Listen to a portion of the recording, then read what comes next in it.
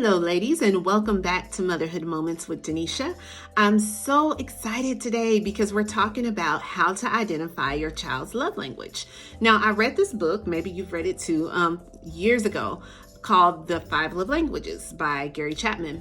That changed the way I looked at, showing love to the people that I love. And so it's really interesting when you apply that concept to motherhood. And he actually wrote another book geared specifically to the 5 love languages for children. Now, honestly, I have not read that book, but I basically took what I had learned from the first book in the 5 love languages and applied that to my children. And that's kind of what that book does as well. It takes those same concepts, the same 5 languages, and just goes kind of in depth about how you can apply those to your children. So we'll talk a little bit about that. I'm going to give some background for the people who have not read this book. By the way, you should read it. It's amazing. The 5 love languages that Gary Chapman discusses are 1, words of affirmation, 2, acts of service, 3, receiving gifts, 4, quality time, and 5, physical touch.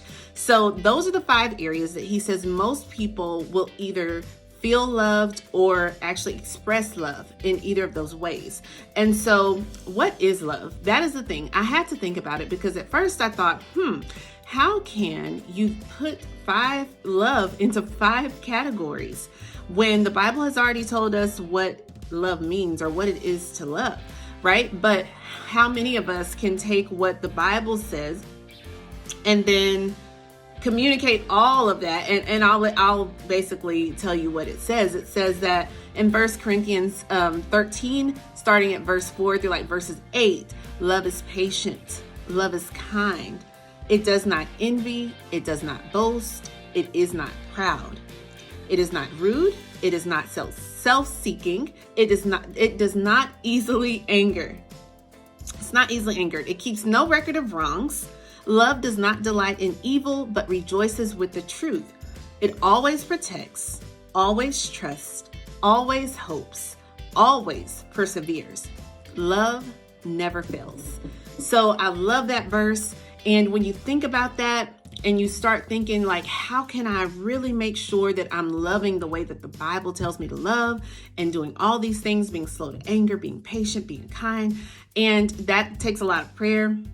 However, I do also believe that when you figure out how to communicate based on the person that you are trying to show love to, it helps so much when you understand what really gets them, what makes them tick, what makes them feel appreciated and loved. And so you can use these qualities, the qualities of love that I just recited for you. You can use those qualities in these different categories to show your child or your spouse or whoever love.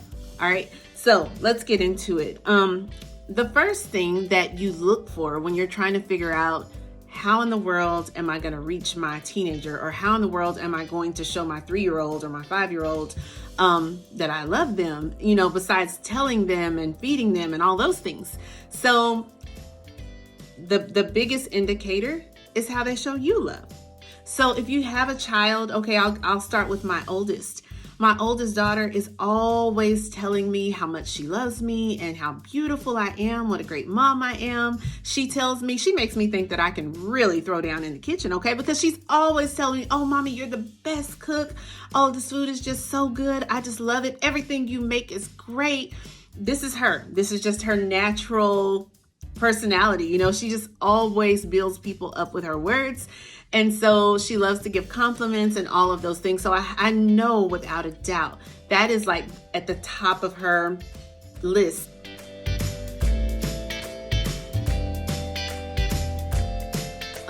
Of traits when it comes to the love languages. She is ranking really high on the words of affirmation. She's also a gift giver and a gift receiver. She loves just little things. So I'm pretty sure that comes close. That comes a close second. But yeah, she loves the words of affirmation, receiving gifts.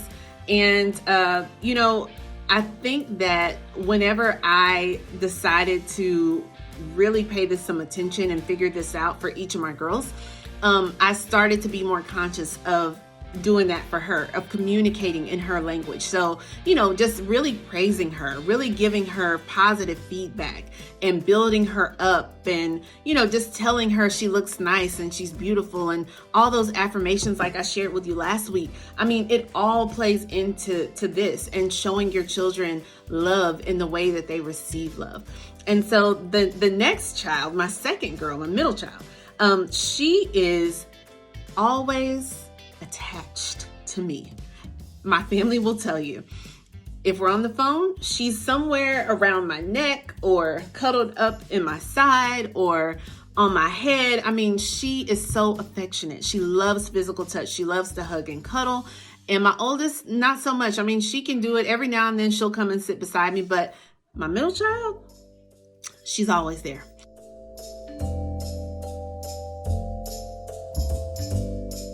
So if you have a child who just really is always showing you affection, hugging, snuggling, then most likely that is how they also feel loved. And so it's nice if you take the time to just, when you see them, give an extra squeeze, or, even just touching them physically, and just saying good morning and rubbing their back, but always making sure that you're touching them, you're putting your hands on them, and you're showing them, I see you.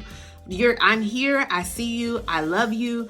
And so I think we can underestimate the power of physical touch, especially if it's not your love language. And so it's really simple to do. It's really easy to just show your child that love by giving them an embrace, or telling them, come sit on my lap for a minute, or hey, let's snuggle up and watch one of your favorite shows, or let's snuggle up and read a book.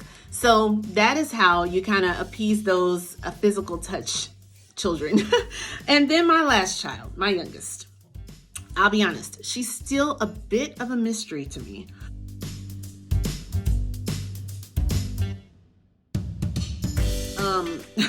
She's so different than my other two.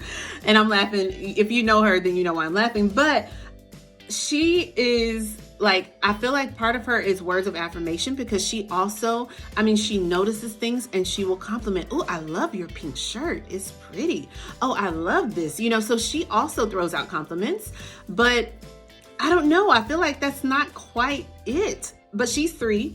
So I'm still learning. I'm still trying to pinpoint hers. I don't know if it's quality time. I don't know if it's acts of service, but I'll find out eventually. So the key here is that you may not know right off the top what each of your children's love languages, or maybe it's so clear that you recognize each of them right away when I told you what they were. But, if you aren't quite sure yet, if your children are still kind of young, or you just need to do a little more, paying attention and discovering exactly what that looks like, that's okay. As long as there's a combination of these 5 areas and everything that the Bible tells us love looks like, then we're fine, but it is nice, like I said, to know how to speak their language, and whether that's through physical touch, acts of service, words of affirmation, receiving gifts, or quality time. We can enhance and elevate our connection with our kids, no matter how old they are, how young they are. And this is a great way to do it. So this is something that's worked for me. If it works for you, I would love to hear your feedback. I'd love to hear what you found out about your kids or yourself, what your love language was. And I also have a quiz, which is on the website for the 5 Love Languages book. But there's a quiz for kids between the ages of 5 and 8. And then there's another quiz for kids between 9 and 12.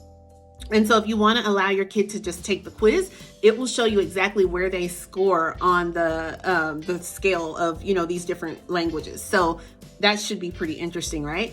That's all I have. I have enjoyed this topic so much. I'm looking forward to kind of going and moving on over into the womanhood topics that we'll be discussing in the next week or so. And as always, I love feedback. I would love for you to like and share this video with a mother that you think could benefit from it. If you found anything useful or relevant for you, please share and let me know your thoughts, okay? So we'll see you next time. Have a great day. Love, joy, and blessings to you, sister.